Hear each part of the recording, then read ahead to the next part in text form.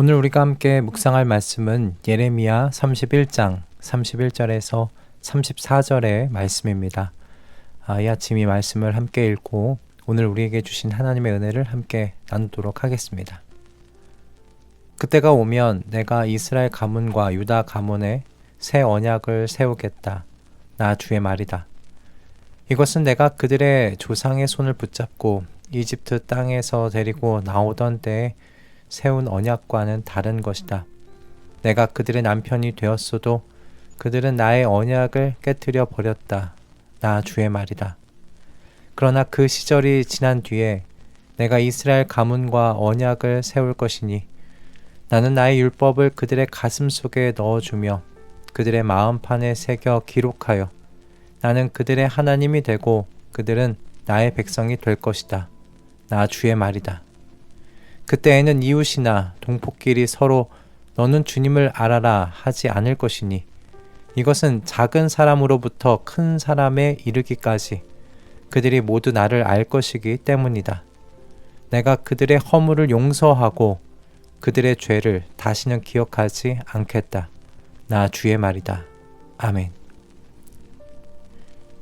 요즘 나라가 시끌거리는 사건으로 인해서 헌법에 대한 사람들의 높아진 관심이 좀 체감이 되는 것 같습니다. 물론 법은 그 헌법만 있는 건 아니죠. 보통 기본 3법이라고 해서 민법과 형법도 함께 포함되는데요. 이 각 법전에는 여러분들도 잘 아시듯이 상당히 많은 법 조문들이 들어가 있습니다. 어떻게 이 조문들을 다들 외우시나, 판사분들, 변호사분들, 검사분들 어떻게 이걸 다 외우시나 싶을 정도로 그 분량이 참 상당한데요. 이렇게 두꺼운 법조문을 보면 정말 틈이 없겠다 싶은데도 법을 잘 아는 사람들은 이 법망을 이리저리 잘 피해 다니죠. 그렇게 자신에게 유리하게 법을 사용하는 것입니다.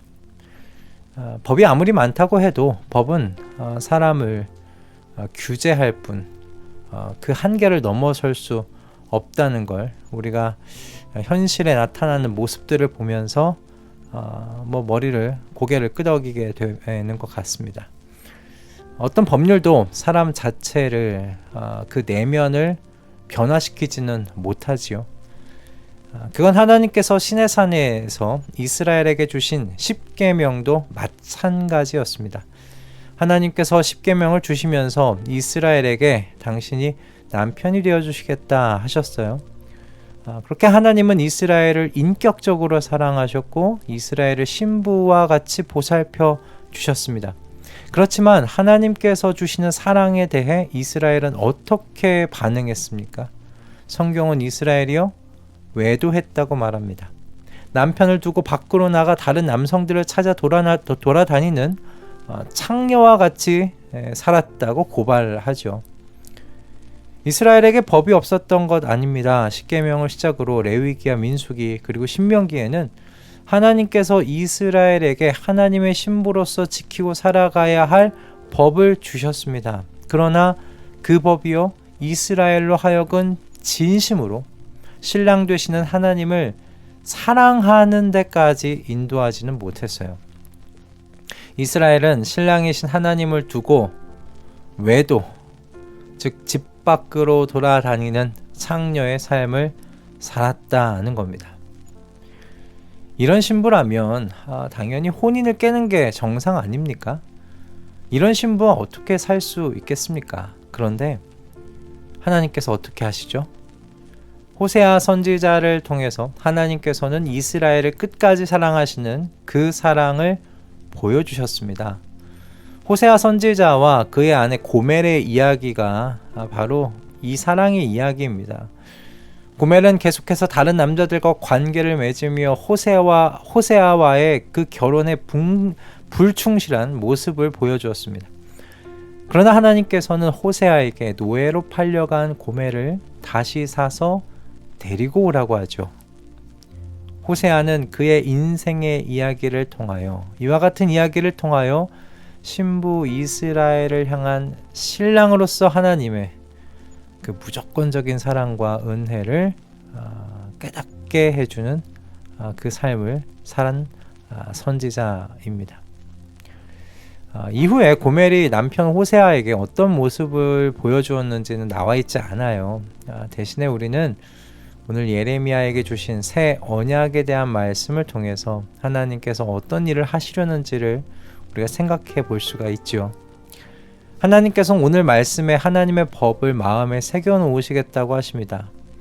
나는 나의 율법을 그들의 가슴 속에 넣어주며 그들의 마음판에 새겨 기록하여 나는 그들의 하나님이 되고 그들은 나의 백성이 될 것이다. 아멘. 이스라엘이 하나님의 백성이 아닌 적은 없었습니다. 호세아에게 노예로 다시 팔려간 아내 고멜을 돈을 주고 다시 사오라고 하신다는 건 하나님께서 이스라엘의 하나님이 아니신 적이 없으셨다는 것을 의미하는 것이겠지요. 문제는 이스라엘이 하나님을 신랑으로 여기지 않았다는 겁니다. 신랑으로 대우하지 않았다는 겁니다. 신부로서 하나님과의 결혼 생활에 충실하지 않은 그 모습을 보여주어 왔다는 겁니다.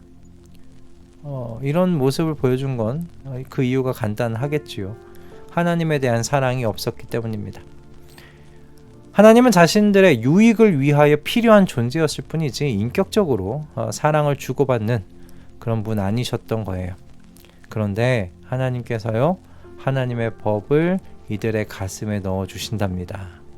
이 말의 의미는 하나님께서 새 언약을 세우시는 그날에는 하나님의 모든 백성들이 하나님의 법을 지키는 데 있어서 기쁨 가운데 능동적으로 행할 것이라는 그런 의미이죠. 여러분, 여기서 기쁨 가운데 능동적으로, 이것이 중요합니다. 어떻게 과거에는 안 되었던 것이 이제는 가능한 걸까요?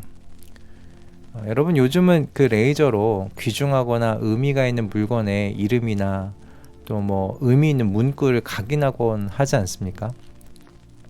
하나님께서 당신의 법을 백성들 마음판에 기록하실 때 여러분, 빛을 사용하십니다. 무슨 빛인가?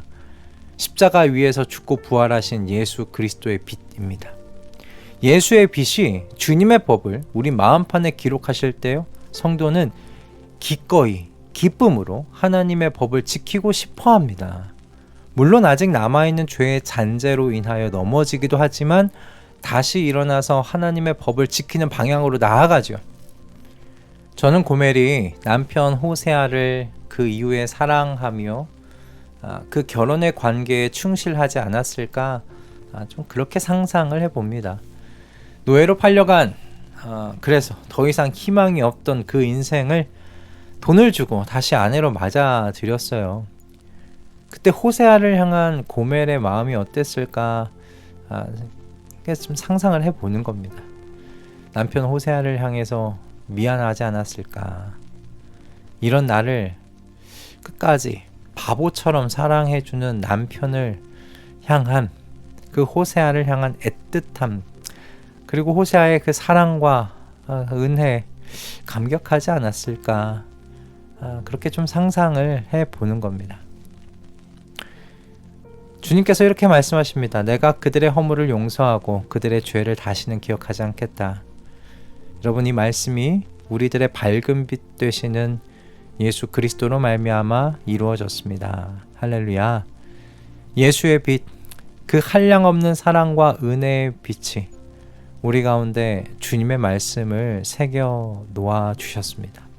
주님의 법을 따라 사는 우리의 삶이 그래서 이제 억지로 하는 것이 아니라 기꺼운 마음으로 기쁨 가운데 세워질 수 있도록 해 주신 것이죠. 이제 우리는 이게 기꺼운 마음으로 기쁨으로 하나님의 법에 순종하고 그 하나님께 충실할 수 있는, 그럴 수밖에 없는 사람들 되지 않았나 생각합니다. 우리를 이렇게 바뀌게 해주신 하나님의 놀라운 역사를 그러므로 여러분 찬양하시는 이 아침 되시기를 주님의 이름으로 축복합니다.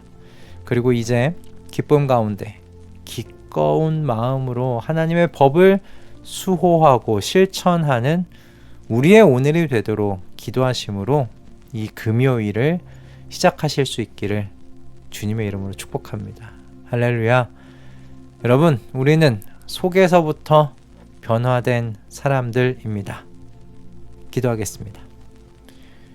주님, 우리가 그저 외형적인, 종교적인 사람들 되지 않게 해주셔서 감사합니다.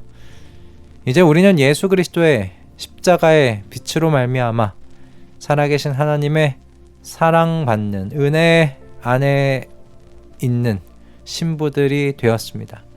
넘치게 주시는 하나님의 사랑과 은혜를 아는 신부들 되었습니다. 그래서 이제는 하나님의 법을 기꺼이 기쁨으로 수호하고 실천하고자 하는 사람들이 되었습니다. 주님, 이렇게 속에서부터 변화된 존재로 오늘을 살게 해 주시옵소서. 나를 이렇게 바뀌게 해주신 하나님의 놀라운 구원의 역사에 대한 찬양을 세상의 바쁨 속에 밀려 나게 만들지 않고 지키며 살도록 주님, 저희들을 지도하여 주시옵소서. 예수 그리스도의 이름으로 기도드립니다. 아멘.